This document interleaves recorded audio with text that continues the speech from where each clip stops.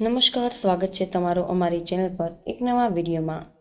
મિત્રો, હિન્દુ ધર્મમાં જો પરિણીત મહિલાઓના હાથમાં બંગડીઓ ન હોય તો એવું માનવામાં આવે છે કે તેમનો શણગાર અધૂરો છે। મિત્રો, આજના વિડીયોમાં આપણે બંગડીઓ વિશે વાત કરીશું। દરેક સ્ત્રીના જીવનમાં બંગડીઓનું ખૂબ જ મહત્વ છે, કારણ કે બંગડીઓ તેમના વૈવાહિક જીવન સાથે સીધી રીતે સંબંધિત છે। ધાર્મિક માન્યતાઓ અનુસાર દરેક સ્ત્રી પોતાના પતિના લાંબા આયુષ્ય માટે બંગડીઓ પહેરે છે। એટલું જ નહીં, સોળ શણગારમાં પણ બંગડીઓનું પોતાનું મહત્વ છે। પરંતુ આજના વિડીયોમાં અમે તમને બંગડીઓ સંબંધિત કેટલીક મહત્વપૂર્ણ અને ખાસ બાબતો જણાવીશું, જે દરેક પરિણીત મહિલાઓને ખબર હોવી જોઈએ। કેટલાક મહત્વપૂર્ણ નિયમો છે જે તમારે બંગડીઓ પહેરતી વખતે ધ્યાનમાં રાખવા જોઈએ। સાથે જ તૂટેલી બંગડીઓ અને જૂની બંગડીઓ ક્યાં રાખવી જોઈએ, હવે તેમની સાથે શું કરવું જોઈએ। આજના વિડીયોમાં અમે તમને બંગડીઓ ખરીદવા અને પહેરવાના વિશેની બધી જ માહિતી આપવા જઈ રહ્યા છીએ। તમારે હંમેશા જ બંગડીઓ સાથે જોડાયેલી કેટલીક મહત્વપૂર્ણ બાબતો ધ્યાનમાં રાખવી જોઈએ।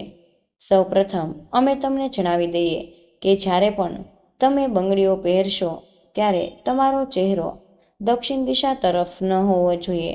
હંમેશા તમારે આ વાત ધ્યાનમાં રાખવી જોઈએ। બજારમાં તમને ઘણી બધા પ્રકારની બંગડીઓ મળશે, પરંતુ મિત્રો, આપણા દેશમાં સૌથી શુદ્ધ માનવામાં આવતી બંગડીઓ કાચની બંગડીઓ છે। પરંતુ ઘણી વખત એવું બને કે જ્યારે તમે કાચની બંગડીઓ ખરીદવા જાઓ છો ત્યારે તેમાંથી કેટલીક તૂટેલી નીકળે છે। તેથી તમારે હંમેશા આવી બંગડીઓ તપાસવી જોઈએ અને પછી જ પહેરવી જોઈએ। એવું માનવામાં આવે છે કે જો દીકરીઓ તેમના કાંડા પર તૂટેલી કાચની બંગડીઓ પહેરે છે તો તેમના પિતા અને ભાઈને આર્થિક નુકસાનનો સામનો કરવો પડી શકે છે। જો તમારે આવું જ કરવું પડે તો તમારે હંમેશા તમારી બંગડીઓ તપાસવી જોઈએ અને પહેલાં દરેક બંગડીઓ કાળજીપૂર્વક તપાસો। જો તમને તેમાં કોઈ તૂટેલી બંગડીઓ મળે તો તમે તેને કાઢીને ફેંકી શકો છો, કારણ કે આ તૂટેલી બંગડીઓ જે છે તો તેના માટે તમને દોષ આપવામાં આવશે।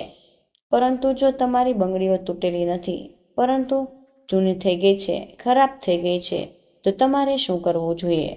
અમે તમને આગામી વિડીયોમાં જણાવશું કે બંગડીઓ સંબંધિત તમારે હંમેશા ધ્યાનમાં રાખવાની આગામી વાત એ છે કે તમારે ક્યારે બંને હાથમાં સમાન સંખ્યામાં બંગડીઓ પહેરવી જોઈએ।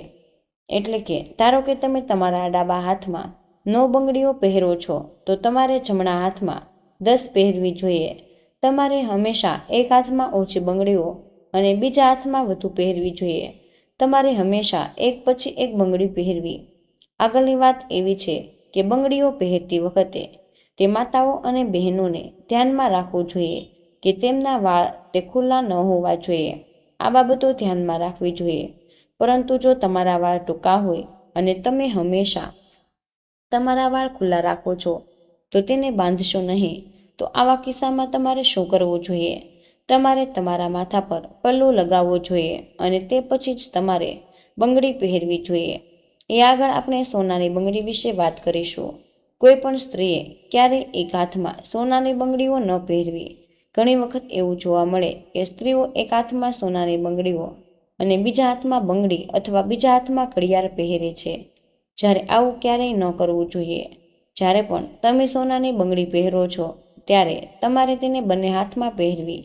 હવે આપણે શાખા પોલ અથવા બંગડી વિશે વાત કરીશું।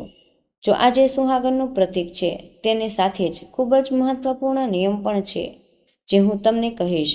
જ્યારે પણ તમે સિંદૂર લગાવો તે સમયે તમારી આંગળી પર થોડું સિંદૂર રહે છે, તે સિંદૂર શાખા પોલ અથવા બંગડી પર લગાવવું જોઈએ। કહેવાય છે કે આનાથી લગ્ન જીવનની ઉંમર વધે છે, તેથી જ આ વાત ધ્યાનમાં રાખવી જોઈએ। શાખા પોલ પહેરતી બધી જ માતાઓ આ નિયમનું પાલન જરૂર કરવું। બીજું, બંગડી પોતે જ લગ્ન જીવનનું પ્રતીક છે। જો તમને ઘણી બધી બંગડીઓ પહેરવામાં કોઈ સમસ્યા હોય અથવા જેમને બંગડીઓ પહેરવાની એલર્જી હોય, તો જો તમે ઘણી બધી બંગડી પહેરી નથી શકતા તો મિત્રો, તમારે શાખા પોલ પહેરવી જ જોઈએ। આ પછી જો તમે ઈચ્છો તો તમે તમારા હાથમાં 2 બંગડીઓ પહેરી શકો, અને જો તમે ન પહેરો તો પણ એ અશુભ માનવામાં આવતું નથી। આગળની વાત ધારો કે તમે તમારા હાથમાં ખૂબ જ સુંદર બંગડી પહેરી છે અને પછી તમારા ઘરે કોઈ અશુભ સમાચાર આવે છે. અશુભ સમાચાર બોલવાનો અર્થ કે કોઈના મૃત્યુના સમાચાર આવ્યા. જો આવું થાય તો તમારે આ બંગડીઓ ફરી ક્યારેય કોઈ પૂજા કે વિધિમાં પહેરવી ન જોઈએ. ક્યારે પહેરવી નહીં, કારણ કે તે અશુદ્ધ થઈ જાય છે. ધારો કે તમે કોઈ નવી બંગડી પહેરી અને તમે કોઈ પાર્ટી કે રેસ્ટોરન્ટમાં ગયા છો અને આ બંગડીઓ પહેર્યા પછી તમે કોઈ માંસાહારી ખોરાક વગેરે ખાધો છે. ઘણા લોકો માંસાહારી ખોરાક ખાય છે, તેથી જો તમે માંસાહારી ખોરાક ખાધો તો આ બંગડીઓને સાફ કરો અને કોઈ પણ પૂજા કે વિધિમાં ફરીથી ન પહેરો. અને મિત્રો, લાખ બંગડીઓ ખૂબ જ શુદ્ધ માનવામાં આવે છે. શાસ્ત્રોમાં કહેવાયું છે કે જો તમે આ બંગડીઓ પહેરીને કોઈ પણ તમે પૂજા કરો છો તો પરિણીત સ્ત્રીઓને હંમેશા પરિણીત સ્ત્રી રહેવાનું ફળ મળે છે. પ્રિય મિત્રો, આપણા શાસ્ત્રોમાં કહેવાયું છે કે પરિણીત સ્ત્રી હોય કે અપરિણીત છોકરીઓએ ક્યારે આ બંગડીઓ ન પહેરવી જોઈએ. જે લોકો સફેદ કે કાળા રંગની બંગડી પહેરે છે તેમણે ભૂલથી પણ કાળા કે સફેદ રંગની બંગડી ન પહેરવી જોઈએ. તેનાથી આપણને અપરાધ ભાવ થાય છે. પરિણીત મહિલાઓએ ક્યારેય કાળા કે સફેદ રંગની બંગડીઓ ન પહેરવી જોઈએ. પરિણીત મહિલાઓએ હંમેશા પીળા, લાલ, લીલા અને ગુલાબી રંગની જ બંગડીઓ પસંદ કરવી જોઈએ. બંગડીઓ સંબંધિત બીજી વાત જે તમારે હંમેશા ધ્યાનમાં રાખવી જોઈએ તો મિત્રો એ છે કે ક્યારેય તમારા હાથની બંગડીઓ બીજા કોઈ સ્ત્રીને ન આપવી અને ક્યારેય બીજા કોઈના હાથની બંગડીઓ ન પહેરવી.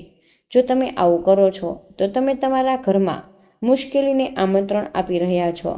આગળની વાત કે કોઈ પણ પરિણીત મહિલાએ સાંજે સૂર્યાસ્ત સમયે એટલે કે પ્રદોષકાળ દરમિયાન બંગડીઓ ન પહેરવી.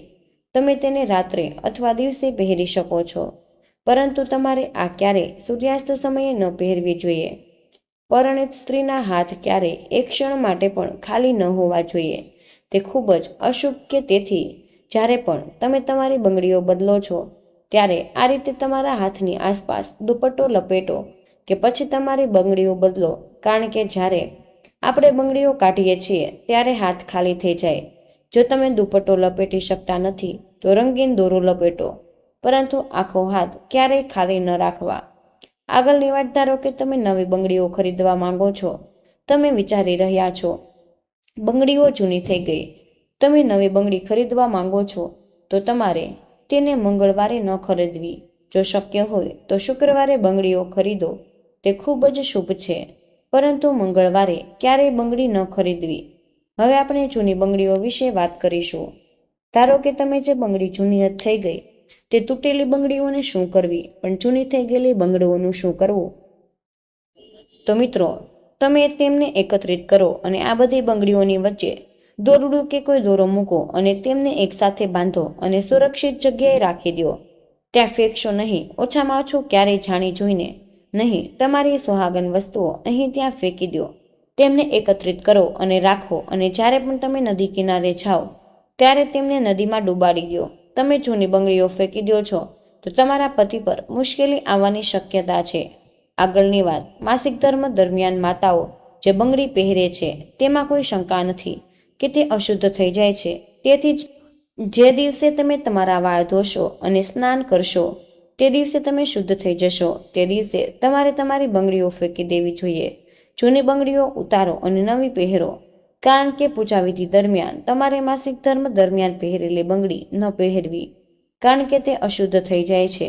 તો માતા અને બહેનો, બંગડીઓ સાથે સંબંધિત આ કેટલીક મહત્વપૂર્ણ બાબતો છે જે દરેક સ્ત્રીએ, ખાસ કરીને પરિણીત મહિલાઓએ જાણવી જોઈએ, કારણ કે આ સામાન્ય બાબતો નથી.